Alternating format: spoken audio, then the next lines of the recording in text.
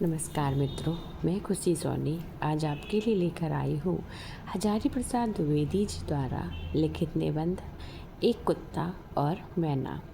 चलिए पहले इनका जीवन परिचय पढ़ लेते हैं। हजारी प्रसाद द्विवेदी का जन्म सन 1907 में गांव आरत दुबेका, छपरा, जिला बलिया, उत्तर प्रदेश में हुआ। उन्होंने उच्च शिक्षा काशी हिंदू विश्वविद्यालय से प्राप्त की तथा शांति निकेतन काशी हिंदू विश्वविद्यालय एवं पंजाब विश्वविद्यालय में अध्यापन कार्य किया। सन 1979 में उनका देहांत हो गया। साहित्य का इतिहास, आलोचना, शोध, उपन्यास और निबंध लेखन के क्षेत्र में द्विवेदी जी का योगदान विशेष उल्लेखनीय है। अशोक के फूल, कुटज, कल्पलता इत्यादि ललित निबंध, 4 उपन्यास, बाणभट्ट की आत्मकथा, चारुचंद्र लेख, पुनर्नवा, अनामदास का पोथा और आलोचना साहित्य, हिंदी साहित्य का उद्भव और विकास, हिंदी साहित्य की भूमिका, कबीर उनकी प्रसिद्ध कृतियां हैं। उन्हें साहित्य अकादमी पुरस्कार एवं पद्म भूषण अलंकरण से सम्मानित किया गया। द्विवेदी जी ने साहित्य की अनेक विधाओं में उच्च कोटि की रचनाएं की। उनके ललित निबंध विशेष उल्लेखनीय हैं। जटिल, गंभीर और दर्शन प्रधान बातों को भी सरल, सुबोध एवं मनोरंजक ढंग से प्रस्तुत करना द्विवेदी जी के लेखन की विशेषता है।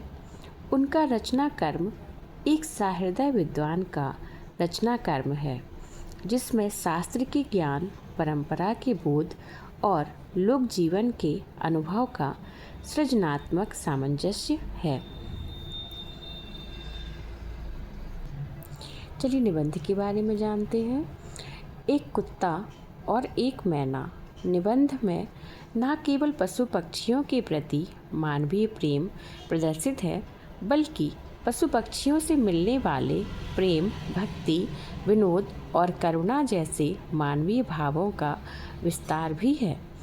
इसमें रवींद्रनाथ की कविताओं और उनसे जुड़ी स्मृतियों के सहारे गुरुदेव की संवेदनशीलता, आंतरिक विराटता और सहजता के चित्र तो उकेरे ही गए हैं, पशु पक्षियों के संवेदनशील जीवन का भी बहुत सूक्ष्म निरीक्षण है। यह निबंध सभी जीवों से प्रेम की प्रेरणा देता है। एक कुत्ता और एक मैना। आज से कई वर्ष पहले गुरुदेव के मन में आया कि शांति निकेतन को छोड़कर कहीं अन्यत्र जाएं। स्वास्थ्य बहुत अच्छा नहीं था, शायद इसलिए या पता नहीं क्यों तय पाया कि वे श्री निकेतन के पुराने तिमंजिले मकान में कुछ दिन रहें। शायद मौज में आकर ही उन्होंने यह निर्णय किया हो। वे सबसे ऊपर के तल्ले में रहने लगे। उन दिनों ऊपर तक पहुंचने के लिए लोहे की चक्करदार सीढ़ियां थीं और वृद्ध और क्षीण वपु रवींद्रनाथ के लिए उस पर चढ़ सकना असंभव था। फिर भी बड़ी कठिनाई से उन्हें वहां ले जाया जा सका। उन दिनों छुट्टियां थीं। आश्रम के अधिकांश लोग बाहर चले गए थे। एक दिन हमने सपरिवार उनके दर्शन की ठानी। दर्शन को मैं जो यहाँ विशेष रूप से दर्शनीय बनाकर लिख रहा हूँ, उसका कारण यह है कि गुरुदेव के पास जब कभी मैं जाता था तो प्रायः वे यह कहकर मुस्कुरा देते थे कि दर्शनार्थी हैं क्या। शुरू में मैं उनसे ऐसी बांग्ला में बात करता था जो वस्तुतः हिंदी मुहावरों का अनुवाद हुआ करती थी। किसी बाहर के अतिथि को जब मैं उनके पास ले जाता था तो कहा करता था, एक भद्र लोक आपनार दर्शनेर जन्य ऐसे छेन। एक भद्र लोक आपनार दर्शनेर जन्य ऐसे छेन। यह बात हिंदी में जितनी प्रचलित है उतनी बंगला में नहीं। इसलिए गुरुदेव जरा मुस्कुरा देते थे। बाद में मुझे मालूम हुआ कि मेरी यह भाषा बहुत अधिक पुस्तकीय है और गुरुदेव ने उस दर्शन शब्द को पकड़ लिया था। इसलिए जब कभी मैं असमय में पहुंच जाता था तो वे हंसकर पूछते थे, दर्शनार्थी लेकर आए हो क्या? यहाँ यह दुख के साथ कह देना चाहता हूँ कि अपने देश के दर्शनार्थियों में कितने ही इतने प्रगल्भ होते थे कि समय असमय, स्थान अस्थान, अवस्था अनवस्था की एकदम परवाह नहीं करते थे और रोकते रहने पर भी आ ही जाते थे। ऐसे दर्शनार्थियों से गुरुदेव कुछ भीत से रहते थे। अस्तु मैं बाल बच्चों के एक दिन श्री निकेतन जा पहुंचा। कई दिनों से उन्हें देखा नहीं था। गुरुदेव वहाँ बड़े आनंद में थे, अकेले रहते थे। भीड़ भाड़ उतनी नहीं होती थी जितनी शांति निकेतन में। जब हम लोग ऊपर गए तो गुरुदेव बाहर एक कुर्सी पर चुपचाप बैठे अस्तगामी सूर्य की ओर ध्यान स्तिमित नयनों से देख रहे थे। हम लोगों को देखकर मुस्कुराए, बच्चों से जरा छेड़छाड़ की, कुशल प्रश्न पूछे और फिर चुप हो रहे। ठीक उसी समय उनका कुत्ता धीरे धीरे ऊपर आया और उनके पैरों के पास खड़ा होकर पूंछ हिलाने लगा। गुरुदेव ने उसकी पीठ पर हाथ फेरा। वह आंखें मूंदकर अपने रोम रोम से उस स्नेह रस का अनुभव करने लगा। गुरुदेव ने हम लोगों की ओर देखकर कहा, देखा तुमने, यह आ गए। कैसे इन्हें मालूम हुआ कि मैं यहाँ हूँ? आश्चर्य है। और देखो कितनी परितृप्ति इनके चेहरे पर दिखाई दे रही है। हम लोग उस कुत्ते के आनंद को देखने लगे। किसी ने उसे राह नहीं दिखाई, ना उसे यह बताया था कि उसके स्नेहदाता यहाँ से 2 मील दूर हैं, और फिर भी वह पहुँच गया। इसी कुत्ते को लक्ष्य करके उन्होंने आरोग्य में इस भाव की एक कविता लिखी थी। प्रतिदिन प्रातःकाल यह भक्त कुत्ता स्तब्ध होकर आसन के पास तब तक बैठा रहता है जब तक अपने हाथों के स्पर्श से मैं इसका संग नहीं स्वीकार करता। इतनी सी स्वीकृति पाकर ही उसके अंग अंग में आनंद का प्रवाह बह उठता है।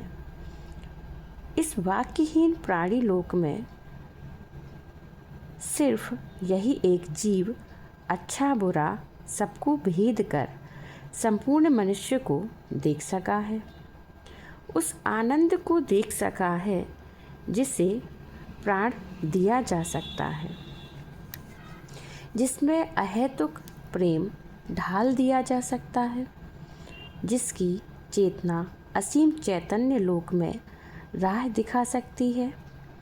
जब मैं इस मूक हृदय का प्राणपण आत्मनिवेदन देखता हूँ जिसमें वह अपनी दीनता बताता रहता है, तब मैं यह सोच ही नहीं पाता कि उसने अपने सहज बोध से मानव स्वरूप में कौन सा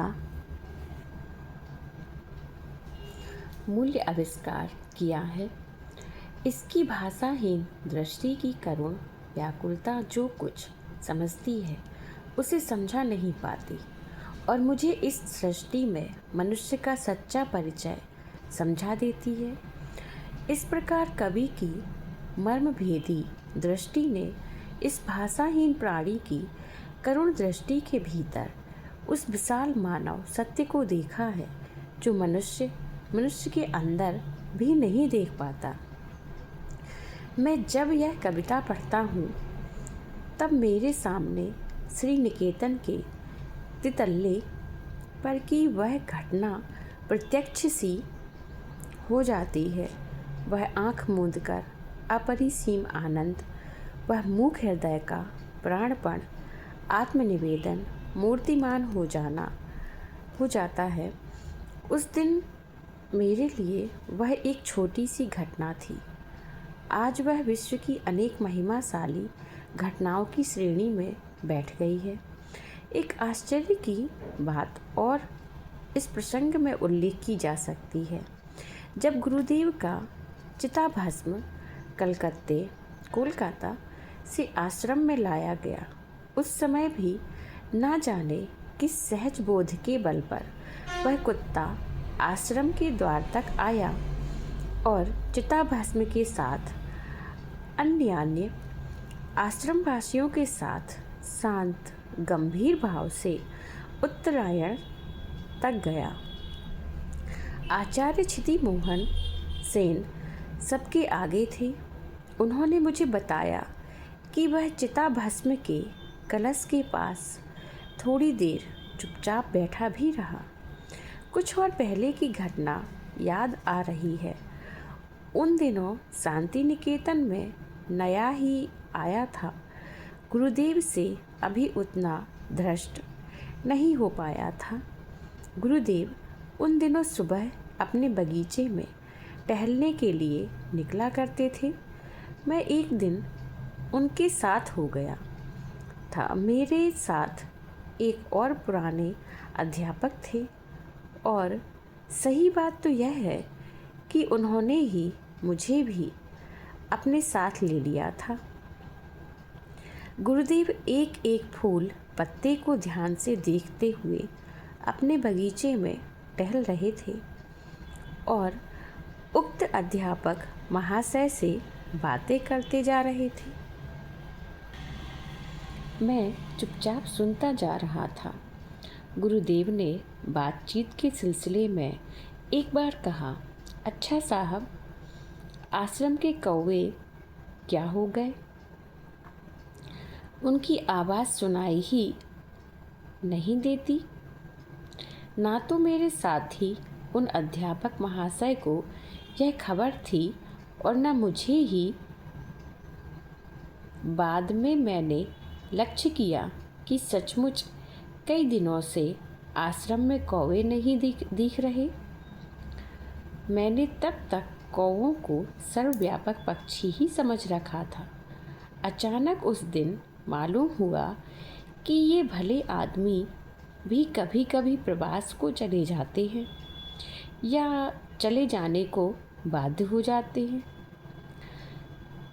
एक लेखक ने कौवों की आधुनिक साहित्यिकों से उपमा दी है, क्योंकि इनका मोटो है मिस्चिफ फॉर मिस्चिफ सेक, शरारत के लिए ही शरारत। तो क्या कौवों का प्रवास भी किसी शरारत के उद्देश्य से ही था? प्रायः एक सप्ताह के बाद बहुत कौवे दिखाई दिए।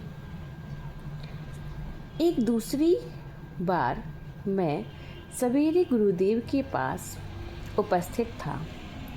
उस समय एक लंगड़ी मैना फुदक रही थी। गुरुदेव ने कहा, देखते हो, यह यूथ भ्रष्ट है, रोज फुदकती है। ठीक यहीं आकर मुझे इसकी चाल में एक करुण भाव दिखाई देता है। गुरुदेव ने अगर कह ना दिया होता तो मुझे इसका करुण भाव एकदम नहीं दिखता।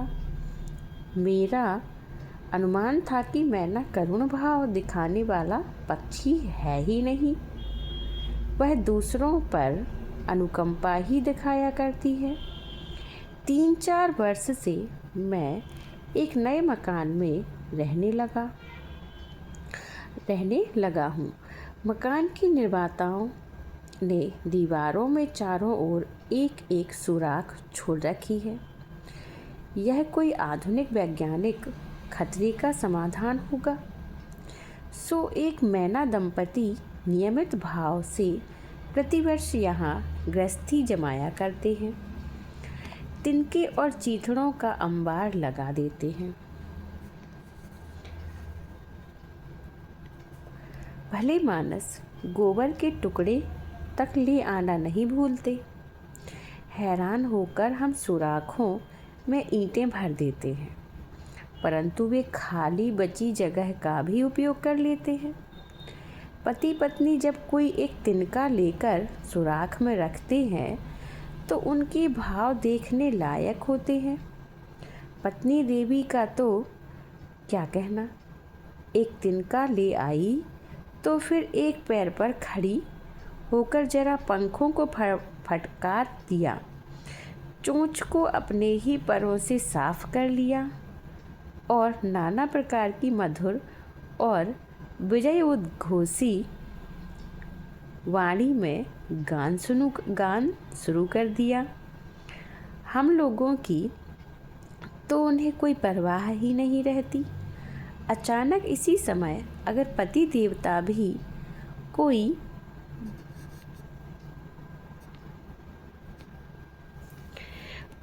कागज का या गोबर का टुकड़ा लेकर उपस्थित हुए तब तो क्या कहना। दोनों के नाच गान और आनंद नृत्य से सारा मकान मुखरित हो उठता है। इसके बाद ही पत्नी देवी जरा हम लोगों की ओर मुखातिब होकर लापरवाही भरी अदा से कुछ बोल देती हैं। पति देवता भी मानो मुस्कुराकर हमारी ओर देखते, कुछ रिमार्क करते और मुँह फेर लेते हैं। पक्षियों की भाषा तो मैं नहीं जानता, पर मेरा निश्चित विश्वास है कि उनमें कुछ इस तरह की बातें हो जाया करती हैं। पत्नी: ये लोग यहाँ कैसे आ गए जी? पति: ओह, बेचारे आ गए हैं तो रह जाने दो, क्या कर लेंगे। पत्नी: लेकिन फिर भी इनको इतना तो ख्याल होना चाहिए कि यह हमारा प्राइवेट घर है। पति: आदमी जो हैं इतनी अकल कहाँ। पत्नी: जाने भी दो। पति: और क्या। सो इस प्रकार की मैना कभी करुण हो सकती है, यह मेरा विश्वास ही नहीं था। गुरुदेव की बात पर मैंने ध्यान से देखा तो मालूम हुआ कि सचमुच ही उसके मुख पर एक करुण भाव है। शायद यह विधुर पति था जो पिछली स्वयंवर सभा के युद्ध में आहत और परास्त हो गया था, या विधवा पत्नी है जो पिछले बड़ाल के आक्रमण के समय पति को खोकर युद्ध में इसे चोट खाकर एकांत विहार कर रही है। हाय, क्यों इसकी ऐसी दशा है। शायद इसी मैना को लक्ष्य करके गुरुदेव ने बाद में एक कविता लिखी थी, जिसके कुछ अंश का सार इस प्रकार है। उस मैना को क्या हो गया है, यही सोचता हूँ। क्यों वह दल से अलग होकर अकेली रहती है।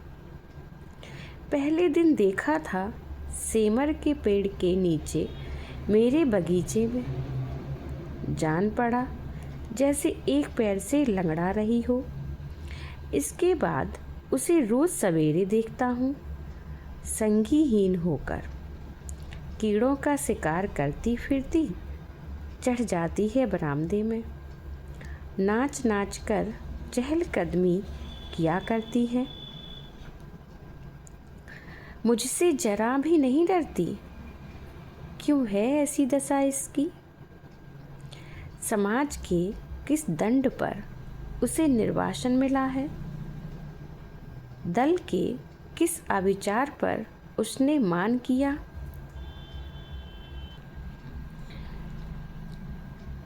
दल के किस अविचार पर उसने मान किया है। कुछ ही दूरी पर और मैनाएं बकझक कर रही हैं, घास पर उछल कूद रही हैं उड़ती फिरती हैं शीरीष वृक्ष की शाखाओं पर। इस बेचारी को ऐसा कुछ भी शौक नहीं है। इसके जीवन में कहाँ गांठ पड़ी है, यही सोच रहा हूँ। सवेरे की धूप में मानो सहज मन से आहार चुगती हुई झड़े हुए पत्तों पर कूदती फिरती है सारा दिन। किसी के ऊपर इसका कुछ अभियोग है, यह बात बिल्कुल नहीं जान पड़ती। इसकी चाल में वैराग्य का गर्व भी तो नहीं है। दो आग सी जलती आंखें भी तो नहीं दिखती, इत्यादि। जब मैं इस कविता को पढ़ता हूँ तो उस मैना की करुण मूर्ति अत्यंत साफ होकर सामने आ जाती है। कैसे मैंने उसे देखकर भी नहीं देखा, और किस प्रकार कवि की आंखें उस बिचारी के मर्म स्थल तक पहुँच गई, सोचता हूँ तो हैरान हो रहता हूँ।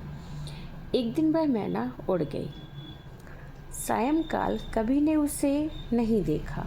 जब वह अकेले जाया करती है उस डाल के कोने में, जब झींगुर अंधकार में झनकारता रहता है, जब हवा में बांस के पत्ते झरझराते रहते हैं, पेड़ों की फांक से पुकारा करता है नींद तोड़ने वाला सांध्या तारा, कितना करुण है उसका गायब हो जाना। तो ये था निबंध एक कुत्ता और एक मैना। मिलते हैं अगली वीडियो में।